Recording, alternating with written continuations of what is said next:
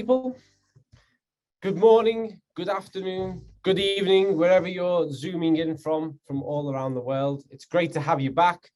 It feels like it's been a longer break than it actually has, because I believe the last meetings of mine was actually me and Paul very kindly and generously joined me, and we delved into some interesting debate about how we'd kind of got where we are in the world. And off the back of that, we had a ton of positive feedback, and people very, very typically wanted more of Paul, Dr. Paul Clayton. So it gives me great pleasure to welcome Paul back with us today.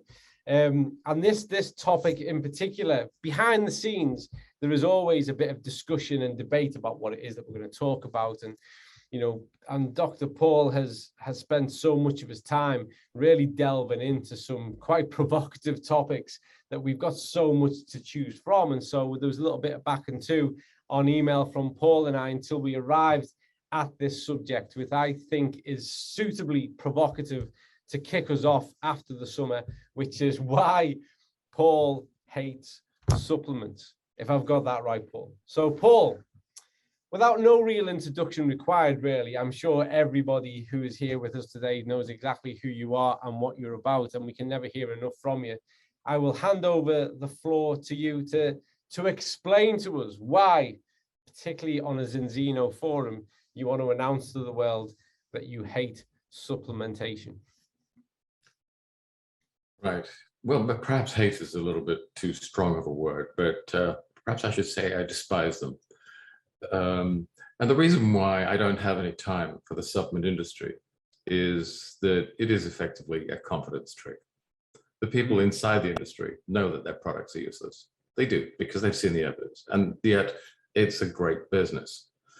I mean, let's start to break it down. What are the major sectors in the supplement industry? Well, the two largest would be the fish oil industry, and we're not a part of that really at all, because what we do not sell is commercial fish oil. But the fish oil industry in general, the global market, I think last time anyone measured it, it's worth approximately $12 billion. And you have to ask yourself why people buy into this, because you and I both know that the Cochrane collaboration that has looked at the evidence to support the use of fish oils has come up with a raft of meta-analyses which show conclusively that fish oil does not work. It does not protect against cardiovascular endpoints. It does not protect against neurodegenerative endpoints or ophthalmological endpoints, or really anything. Fish oil is a fabulous business to be in, and countless numbers of people all around the world will take fish oil religiously, especially in the northwest of Europe. The Scandinavians, I think, prefer fish oil to mother's milk, and they're all taught to drink it from birth. So it's based on faith and faith alone, because the evidence tells us repeatedly, consistently, fish oil doesn't do any good at all. And in that sense, I regard it as the modern equivalent of the medieval practice of carrying around the bones of the saints in your pocket, or a splinter from the one true cross. It's an article of faith. It is not supported by the science. Let's pick another, or the second most important sector from the supplement industry, and those are the A to Z projects, the multivitamins, multiminerals. Well, that's worth, I think, according to the figures, about 20 to 25 billion a year globally. So a huge market, lots of people are buying into this. And now we know that none of that does any good either. About 10 years ago, we had a set of studies and meta-analyses of the so-called A to Z products, and they concluded that these do nothing other than enrich the companies that produce them. They do not reduce the risk of cancer or heart disease or dementia or a death overall in men or in women. And very recently, in the last 18 months, a very large prospective trial and a huge meta-analysis arrived at exactly the same conclusion. I think that there are several reasons why supplements don't work, and I want to get into that in a minute, but it's very difficult to persuade people to wean themselves off these products because, as I said, I think it's faith-based. It's anxiety binding, and these are anxious times. The people who take supplements claim to feel better, but objectively, in terms of real world health outcomes, they gain no advantage at all. They sicken and they die in exactly the same way as people who do not supplement. Total mortality is unchanged with one exception, and that is if you take calcium supplements, in which case you're likely to die earlier. Yeah. And let's talk about why the supplement industry is so desperately flawed, why it is so completely ineffective. And as I said, the people who run these companies know that their products have zero or negative impact. They continue to sell them, and I find that unforgivable. So let's see why the supplement industry does so badly. Because in the wider context, I think we all know that the modern diet and lifestyle are really defective, that they're damaging. We know that they result in metabolic problems which are implicated in driving diseases, and therefore improving the situation using nutritional tools should make things better. But the supplement industry's products don't. Now, why is that? Well, I think that a lot of them are really poorly designed. And I think that that design reflects historical bias. It reflects an incorrectly Pasteurian view of the relationship between nutrition and health. That's a way of thinking that is more appropriate to pharmaceutical pharmacology. It is not for nutritional pharmacology. And if you wanted to be more cynical, you might suspect that one of the reasons why the supplements sell such poorly designed product is that many of the supplement companies are owned by drug companies, and their business model depends on vast numbers of us becoming chronically ill. They have no interest whatsoever in helping us to stay healthy with low-cost products, with low-cost supplements. And that might be a darker and additional explanation as to why so many of the supplements on the markets today are so badly designed.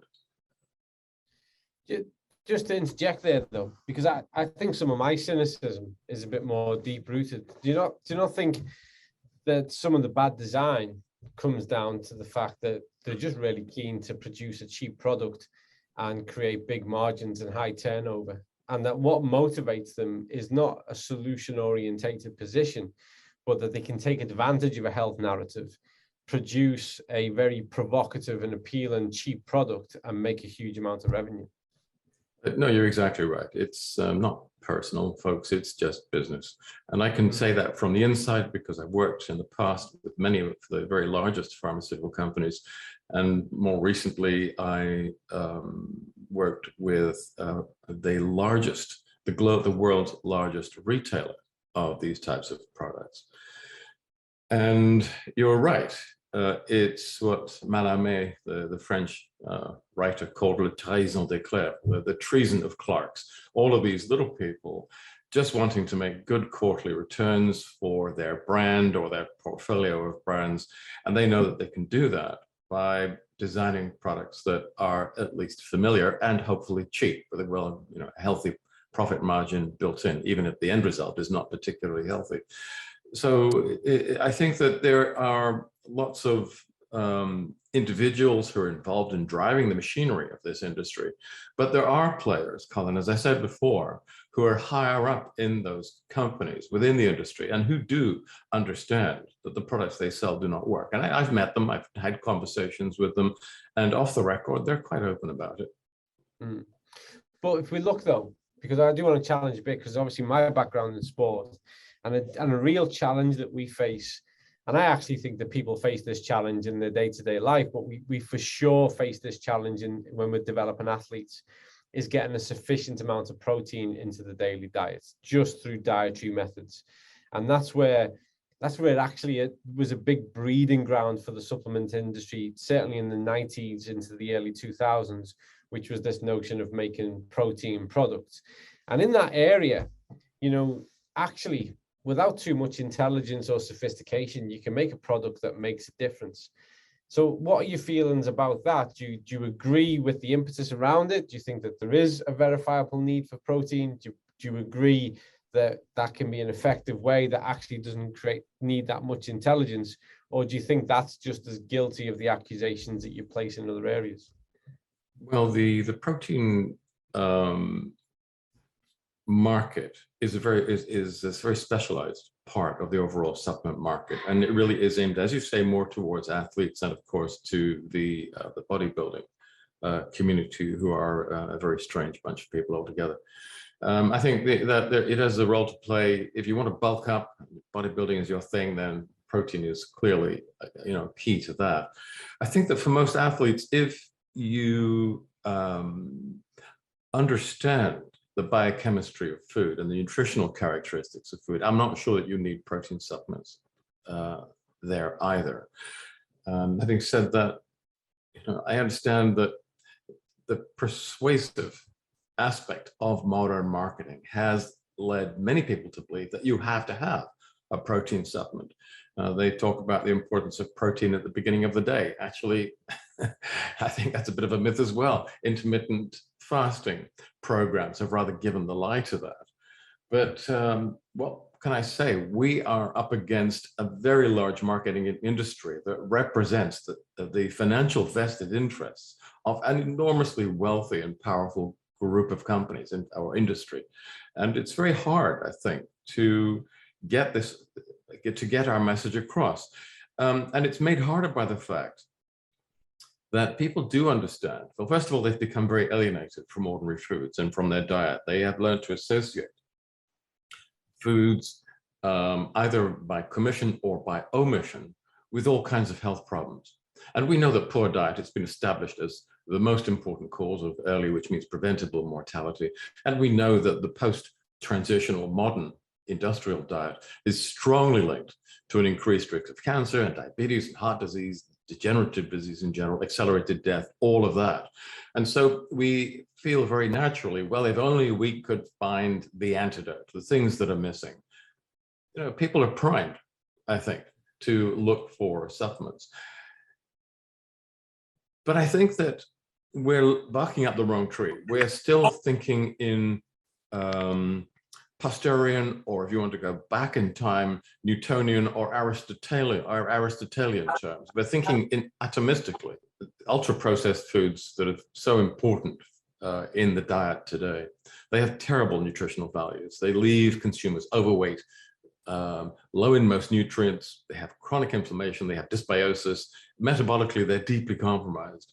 And so the human herd is in a state now where it is largely being poisoned by commission and by omission. The supplements should therefore have a role to play, but the problem is that most of the supplements around are really far off target. In many cases, the manufacturers are still claiming that they can treat deficiency disease or at least depletion, but that war is over. Or they're pushing the latest, most fashionable extract, or as you say, they're simply trying to sell products with the highest profit margin. In all of these cases, they're still thinking in terms of magic bullets, largely, and I think that means that they're peering through the wrong scope. What are the top 10 selling supplements? Well, you've got vitamin D, as opposed to the fish oil and A to Zs. What comes after that?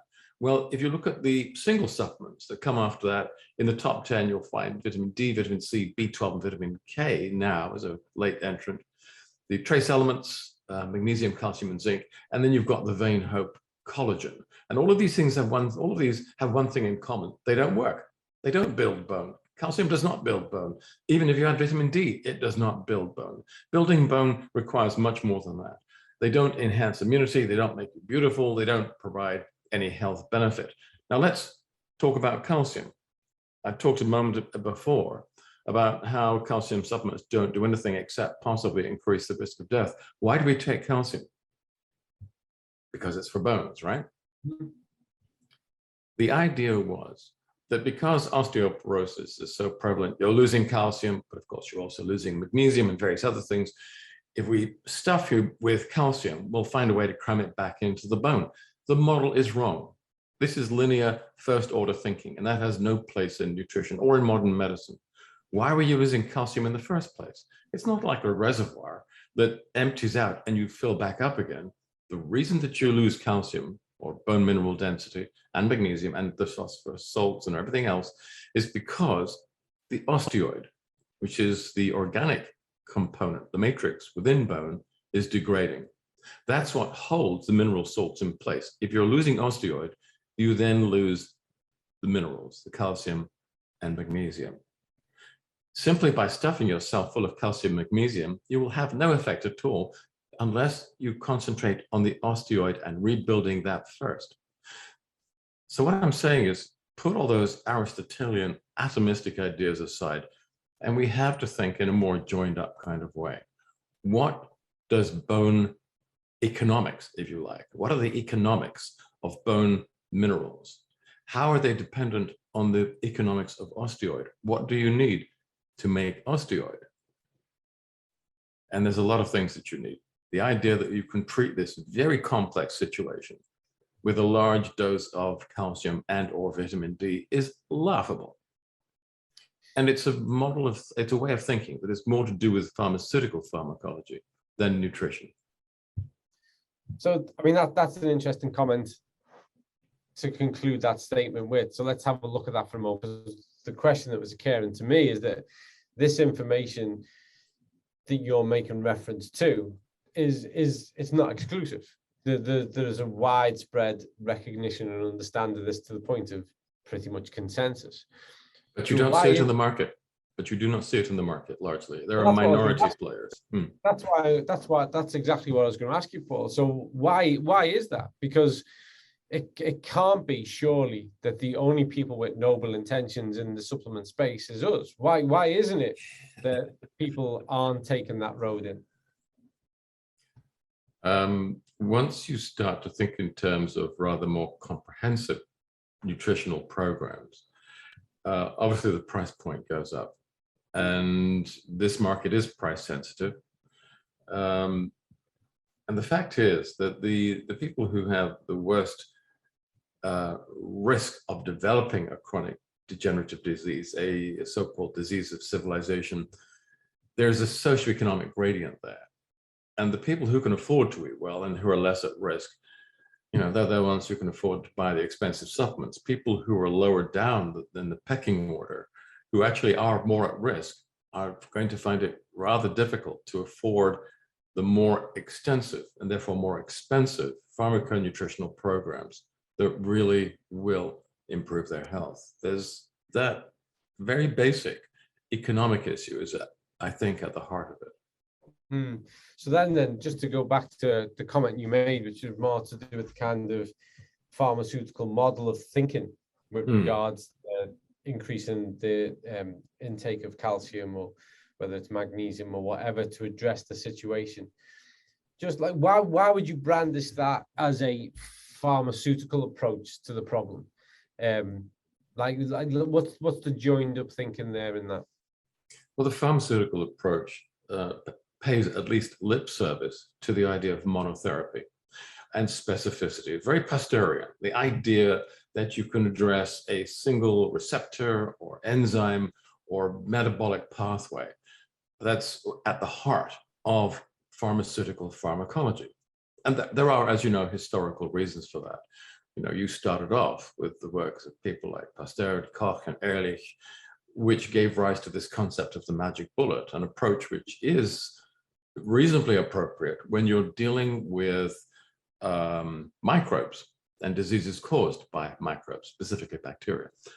And what happened was that concept became embedded into the foundation of the pharmaceutical model. And they still look to devise increasingly specific tools to address these very complex conditions, which, such as cardiovascular disease, dementia, you know, whatever, which in fact are not diseases at all, not in the classic sense, they're syndromes. So let me give you an example of that, tell you what I mean. If you look at Parkinsonism, for example, it is not a disease.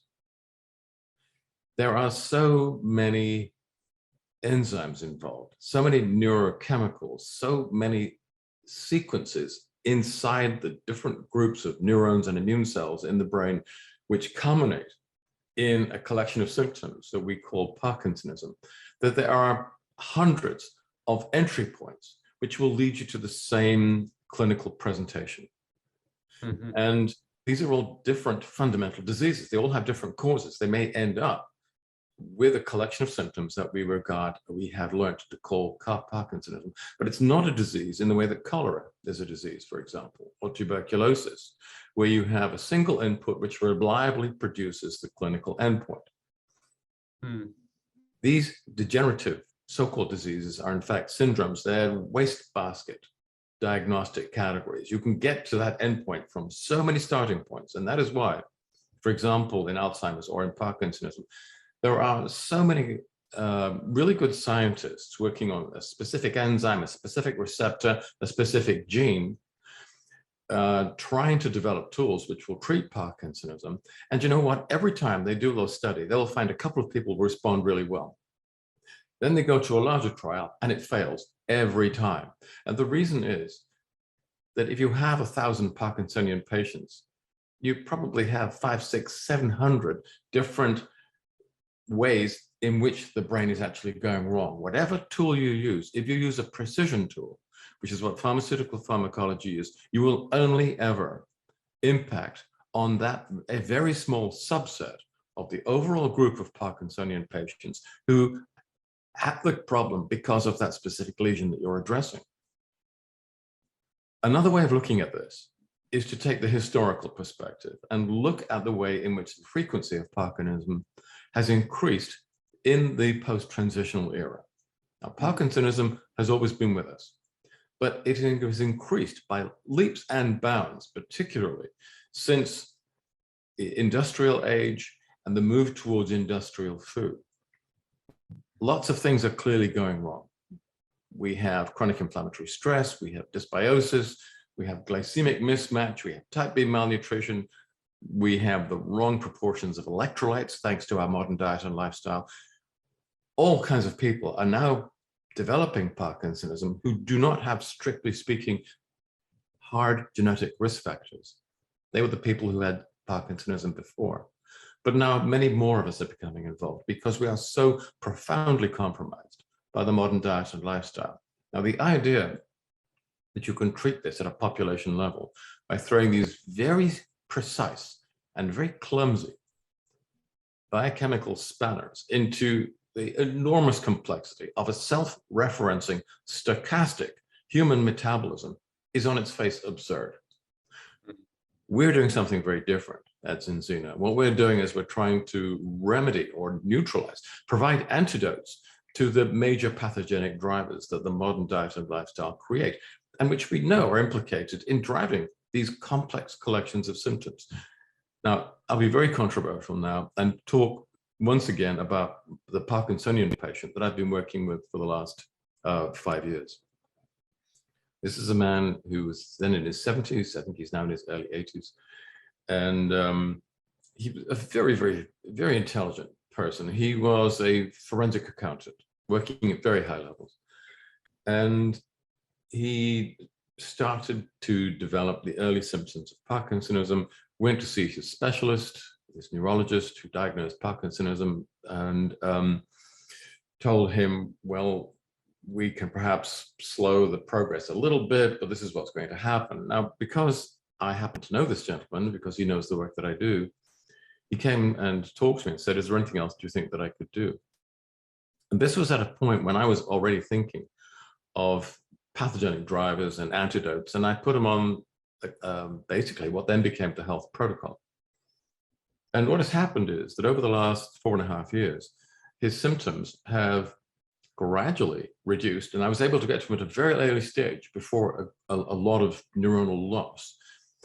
And he went back to see his neurologist after a gap of 4 years, and the neurologist looked through his notes and said, scanned, first of all, tested my friend, and looked at his notes and said, what idiot diagnosed you with Parkinsonism? You don't have it. And my friend said, well, you did.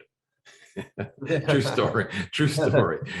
And the guy said, well, well, clearly you didn't have Parkinsonism, but my friend still had anosmia. Now, that was one of the very first symptoms. And the consultant said, well, look, you still seem to have I can see why I made this mistake, because you've got this particular symptom. Well, maybe it's actually something else, but whatever you're doing, keep on doing it and go away, and I'll see you in a couple of years' time. And now what I'm really pleased to be able to report is that finally the anosmia, which was the first symptom to appear, has become the last symptom to disappear. And he can now once again smell the coffee, he can smell the sawdust, he's an extremely expert woodworker, and he can also smell the rising panic of his neurology consultant, who's a very eminent person who has a sound grasp of pharmaceutical pharmacology, and therefore cannot see beyond the shadows of the shadows on the wall of the cave. So when I talk about the idea of a monotherapeutic intervention, that is a very pharmaceutical mode of thinking. I was trying to explain to you that there are coherent historical reasons for that. We have to step outside that. And at Zinzino, that is what we have done. We have established a very different way of approaching dysnutrition and the ways in which the modern diet and lifestyle create these pathological syndromes. And what we're starting to see now is more and more people responding to our types of interventions in ways that I am now beginning to think of as management and perhaps even curative. Now, I understand that that is a very provocative statement, and the more outrageous the claim, the more substantial your evidence needs to be. We do not yet have substantial evidence. I'm presenting this to you as a hypothesis, a working model, and that, I think, is the direction that we are going to continue to go in, and to explore that and to provide further substantiation, which, as you know, we are now starting to do in our series of prospective, randomized, double-blinded and placebo-controlled clinical trials. Which is true, and because we know each other well enough, that I very much see the red lights and hit the brakes whenever we start talking about cures, and I'm very big and dominated in the preventative space because, well, there's two reasons for that. I've got nothing against cures, but I think the problem that we have, Paul, and you'll be aware of this, is that too many people for too long have promised cures to people that are what are called alternative, because they're outside of the fully functioning medical model at the moment. They've failed to deliver. One of the reasons that I've had an inherent skepticism about the supplement industry and what's often referred to as the alternate therapy industry is that often when put to task and when assessed, there's a failure to deliver. So could I just say that's true of a great deal of pharmaceutical product as well. I totally agree. I completely, we're on the same page on that, Paul, 100%. And you've heard me say, I'm full of cliches, and you've heard me say this one before, that the definition of insanity is to repeat the same process and expect a different outcome.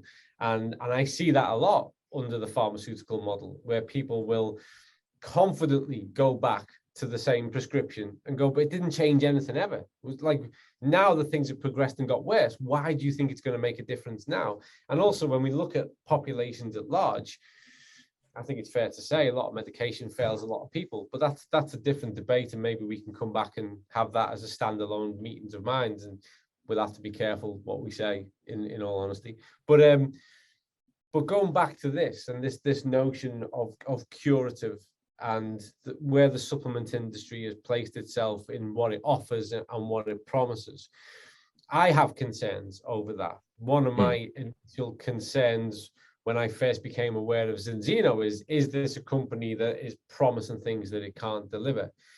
But your experience is far more wider than mine in this space, for sure, and you've got a far greater global awareness of who operates in this space. So do you see a tide turning? Do you see that people will start to get on board and start to go, you know what, we can do this better, and we have to, because we're running out of runway of just failing to deliver? Or do you actually think that that problem is just getting bigger? Because if it is, that's actually a problem for us as well. I think that the evidence now that the modern diet and lifestyle vastly increases the risk and the incidence of all the chronic degenerative diseases is really, it's no longer in question. And it's therefore really only a question, the only question that remains is, well, what is it about the modern diet lifestyle that does this, that is creating these problems? If we can identify them and remove those drivers, then we should be able to restore a public health profile which is more aligned with either pre-industrial public health profiles in the West, and you know that's one of my own areas of research, mid-Victorian England, or the type of health profiles that you see in vestigial groups, where the types of problems that predominate in developed societies today do occur, but at levels that are fairly consistently at 10% or thereabouts of the levels that we see now. Now that tells you right away that it is theoretically, if we could find the right tools, possible to reduce the burden of chronic degenerative health by around 90%. That's what we've got to play for. It's only a question of finding out what that is. Now, if you can prevent these diseases from progressing, it's really only a very short step from there to start thinking in terms of cure, because these diseases have very long preclinical phases. And if you can intervene at the preclinical stage so that the disease never becomes overt, is that prevention? Is it treatment? Once the symptoms have started to emerge, you don't necessarily yet have you haven't necessarily arrived at an event horizon. So for example, atheroma is forming.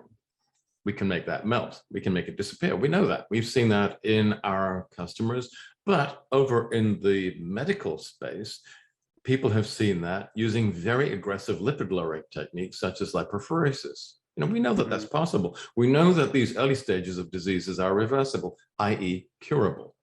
Once the atheroma has progressed to the point where you've had an infarct and the downstream tissue is dead, then our tools have no further application whatsoever. That's non-curative. So when I talk about cure, I'm being fairly specific and actually quite careful in how I use that specific term. And now that you know that, I would think that you would find the concept a little easier to accept. I would only say that the reason why we do not think of these NCDs as being curative is because the medical profession has persisted in trying to treat them with pharmaceuticals, which are not the appropriate set of tools to use. And if that's all you have to work with, you will always see your patients inevitably getting worse and dying. You then think, oh, it was inevitable. These are degenerative. You can't stop that. They're entropic. Well, now we know that's not true.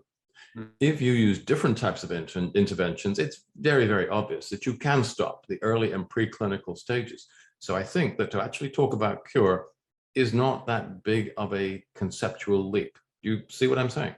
Yeah, I do. Yeah, that's a fair comment. But I think that and you've put that across quite elegantly. But the problem you've got is that, the average person, including my own on a day-to-day basis, has a far more simplistic version of what the term cure implies. When you put it across your way, then yeah, I'm far more on board and convinced. And in that way, when we talk a lot, for instance, if we were talking about type 2 diabetes, we talk about pre-diabetes and the reversibility of it. And I guess under those terms, you would still see that as a curative component. That reversibility is that we're seeing the early onset of the condition of the disease, and we can actually restore and reverse that. So that in itself is curative. And I think that under those terms is accurate and it's fair. I think the problem that we have, which is similar to a lot of the things that we do at Zinzino, is we have to explain a lot to people for them to fully understand what our intention and what our sentiment is. And then because there is an industry at large that is making our task harder, because they talk about cure in the same way that the pharmaceutical model talks about cure, and they promise a lot of things they can't deliver on, that's probably why I get more prickly about going into that ground, because I'm far more sensitive to the issues around that and where there's been failures on it. But if I can, just on this note, I just want to take you a little sidestep a little bit, because I think where you're leading this is really interesting. So I just want to consider it from another point of view, because the preventative component of what we do. So let's assume that somebody is so far non-symptomatic and not in an advanced or progressed stage of developing any kind of condition, and starts to just make a better decision, better course of action with regards to the products they consume and the foods that they start to avoid and reduce down on and start to minimize. And that to me is full effect preventative. In that space alone, what are your considerations of the potential harm that certain types of available supplement can create when somebody thinks they're doing the right thing? It's perfectly possible to overdose, and people do. I would only say that the therapeutic indices of most supplements are far larger than they are for most pharmaceutical products, and I'm including the OTC products in there. Yeah, if you take vast doses of vitamin C for over long periods of time and you don't hydrate properly, it's very likely that you'll develop a kidney stone. If you take enough selenium tablets, you'll develop selenotoxicosis. Yeah, you can poison yourself, you can kill yourself by eating too much salt or by drinking too much water. And we know cases of that where that has been done. Paracelsus, Theophrastus Bombastus von Hohenheim, one of my many medical heroes, and the father of toxicology, said, as you well know, everything is a poison. It is just a matter of the dose.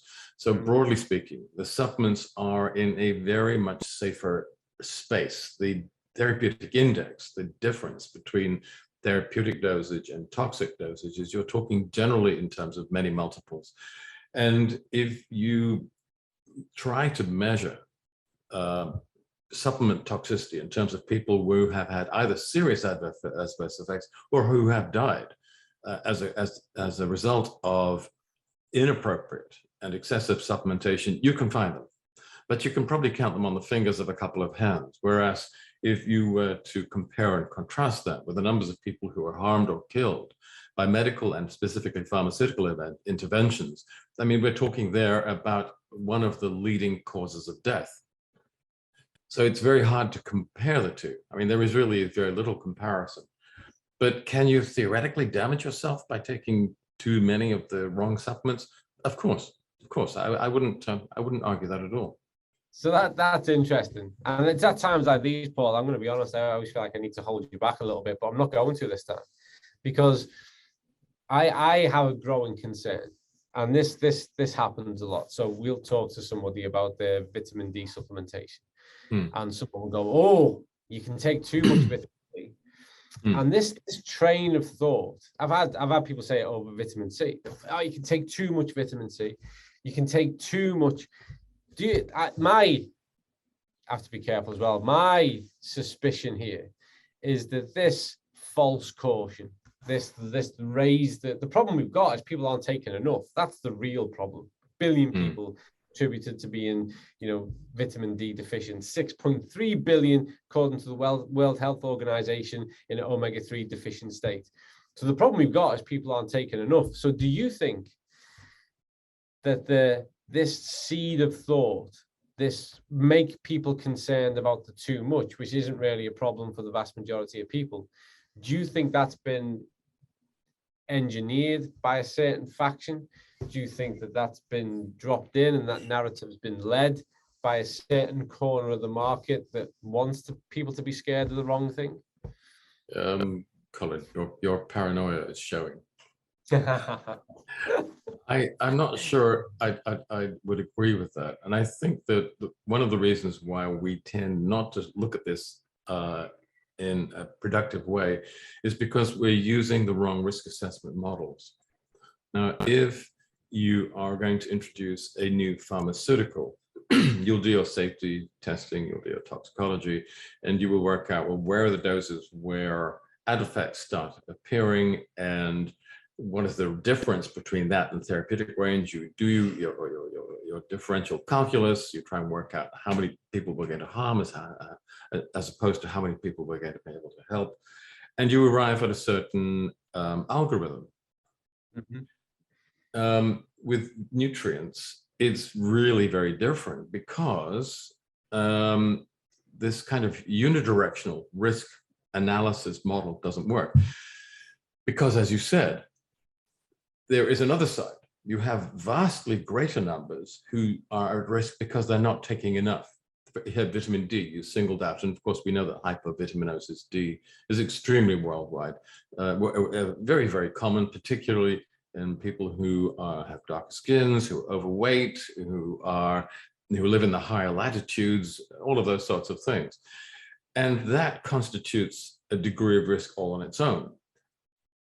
We need to develop bidirectional risk assessment models and set that risk against the much smaller degree of risk that is associated, and we shouldn't deny that or conceal it, with significant overdosing of vitamin D. But the risk models to do this appropriately haven't yet been developed. Nobody uses them. So I would say that there is a kind of a methodological problem here that is distorting the picture. And, even although I like to bash the pharmaceutical industry and the people, the kinds of people behind them, I'm not sure that they're necessarily the largest problem here. So where does it stem from then? Because it's so common, it's such a commonplace mindset that given the fact that we are so stacked in the opposite direction, which is towards the lack of sufficient nutrient supply, whether it's vitamin D or whatever you want to list, because this is so systemic, this is such a common response that people will go, oh, you can have too much, you can have too much. So where, if not engineered, where do you think this mindset has become manifest? Well, okay, I'll go along with you to the extent that I think that some of the regulators are happy to push that particular story. But then, if you're a bureaucrat and a regulator, what is the first thing? What is the bureaucrat's first commandment? Cover your ass. There's a degree of risk here, however theoretical. They don't have to worry about the hypovitaminosis D story. That's not their problem. They're concerned with people only on the other side of that risk assessment model. And so that's where they focus. And they don't want any, case to occur on their watch. That's what they try to protect against. Now we come back to this problem that I was talking about, that I think they're using an overly simplistic risk assessment model. It's unidirectional, it should be bidirectional, but no one is looking at risk in that way yet. Mm-hmm. Yeah. Can I come back to vitamin D though? Because you raised an interesting point. Hypovitaminosis D is a vast problem, and people are saying, oh, it increases the risk of dementia, autoimmune disease, and God knows what, increases the risk of COVID is the latest thing. And so then unscrupulous supplement or naive supplementers and supplement companies come in and say, oh, take more vitamin D, it'll resolve all those problems. It won't. It won't. That is completely false logic. The people who are ill and who have low levels of vitamin D have terrible general nutrition. They're low in all kinds of things. They're multiply compromised. And the idea that you can take this train wreck, this under-maintained system, grotesquely under-maintained, and resolve all the problems with a single specific input, whether it's vitamin D or whether it's omega-3, is ridiculous. Again, that is a carryover from the pharmaceutical Pasteurian concept, and it has no place, and it should have no place in pharmaconutrition or indeed in public health. But don't you think though, because there's something of a little bit of a contradiction in that, in as much as there was some compelling data from the States in 2020 that I wholly subscribe to the notion that the point they were attempting to make was the train wreck, as you've described it, and the fact that we had people who were compromised from a nutritional point of view, full stop. And what they did, and I think this is where some of the vitamin D narrative came from, and I've even made reference to it, is that they looked at severity of symptoms and how that correlated to vitamin D status. And they said, look, like there's a clear correlation that those with the most severe symptoms were the most severely depleted or deficient in vitamin D, and those with greater vitamin D, typically had lower severity of symptoms. But if you read that paper in full, it wasn't solely about vitamin D. It was using vitamin D as an example nutrient in the context of, we've got a society that's sick, they're obese, they're developing type 2 diabetes, cancer. Right. And You're talking. You're talking about the Borscht paper, aren't you? That's right. Yeah. No, I read that too. And you're absolutely right. These people are multiply compromised. But the idea that you can resolve the issue by pumping them full of, one of the many things that is missing or is going wrong, it's just philosophically wrong. It's completely naive. We don't work like that. When people come to see us or end up as fodder in one of those types of research projects, they're like grotesquely under-maintained cars. Nutritionally, they're a terrible place. The modern diet and lifestyle leaves us defective in so many parts of the metabolic network, which is, as I said before, extremely stochastic. It's self-referential. The idea that a single type of input, whatever it is going to resolve all that is wrong. It's wrong on its face. It is completely wrong. So yes, I read the Borscht paper. I enjoyed it. But the way that has been translated at the general public level is take more vitamin D, it'll make you safe, it'll resolve that problem. No, that doesn't work. Yeah, I totally agree. And I think we've really tried and worked hard to dispel that notion, and that we've tried to place vitamin D in the context of, I mean, even the way we place it in the product. Yes, we have an individualized approach, but our individualized approach is about top up, not strategy. And I fully get behind that, and I know you do too. And these are key nutrients that we can test for and give us some level of indication of what's going on.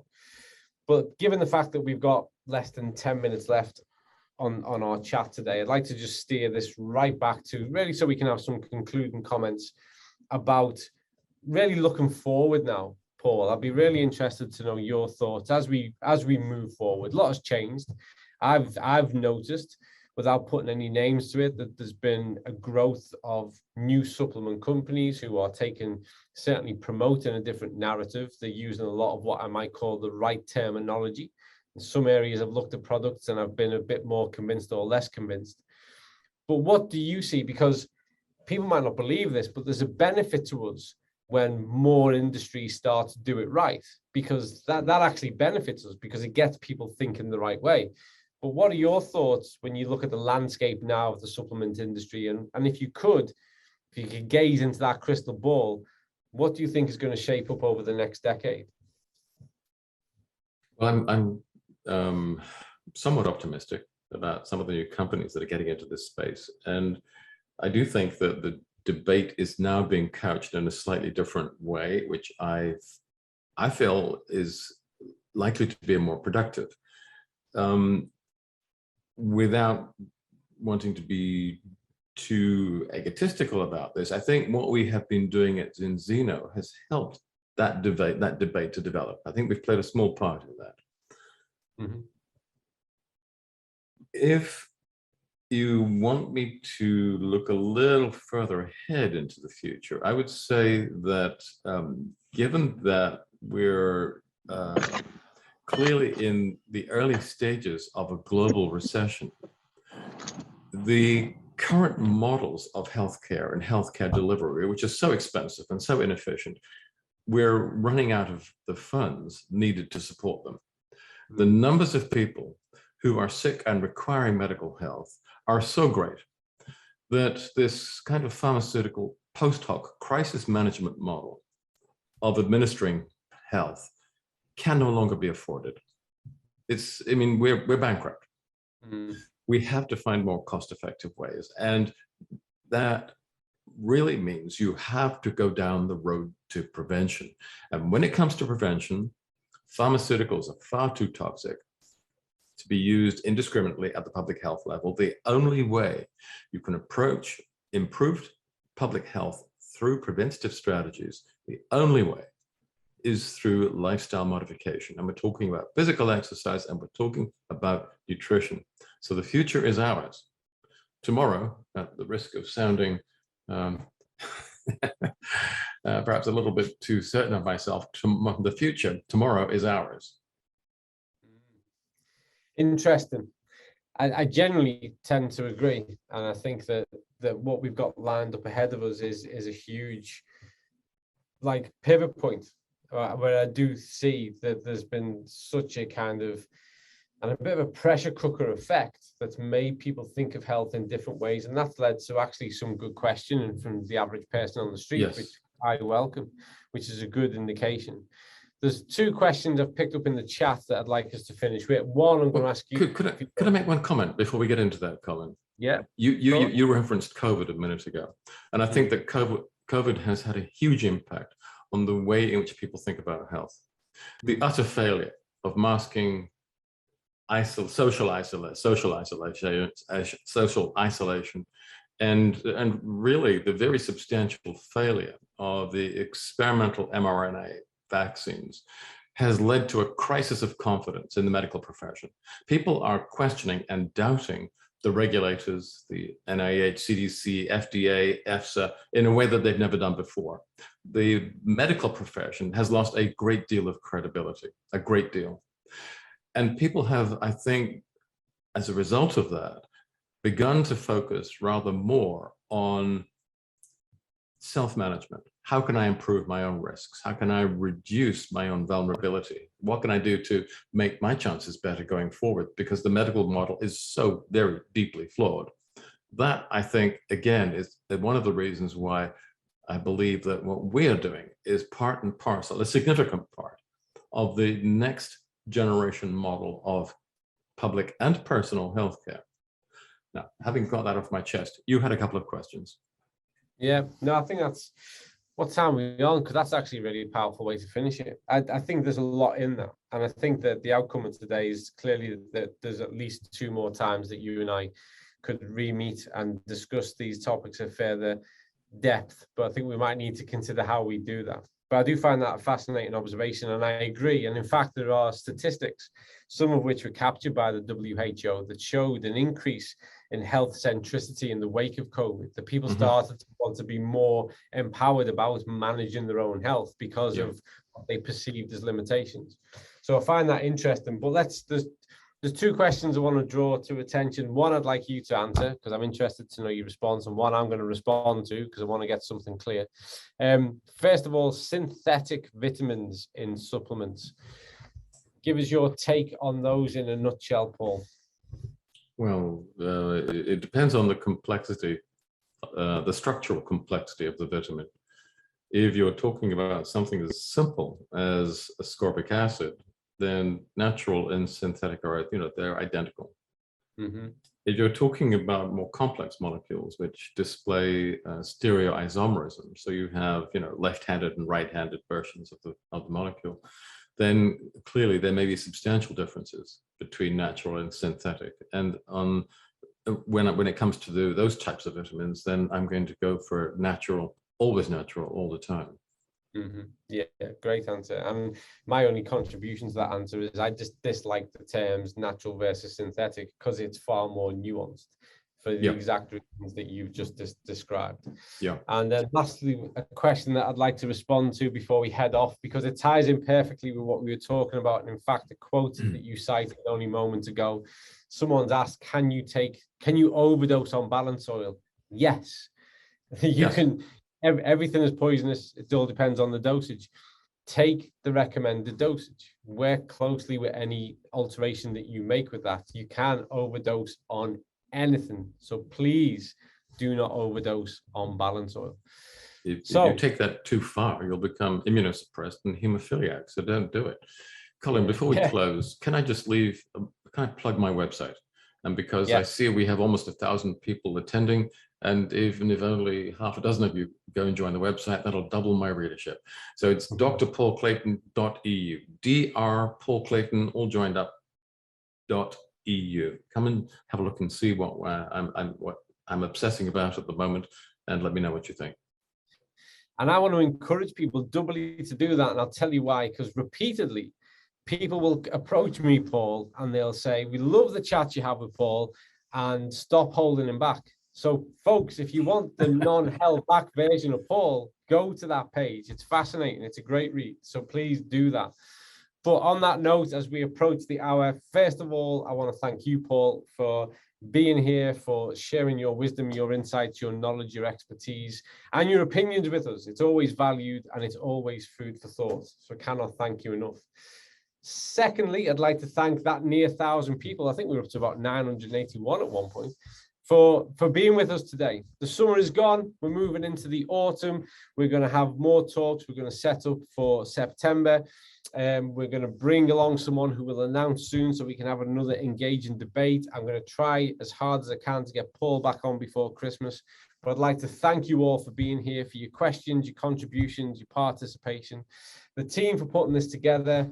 And we all look forward to you staying well, and being with us at the next meetings of minds. So until then, we'll sign off. Thank you again, Paul. Thanks to everyone. We'll see you at the next one.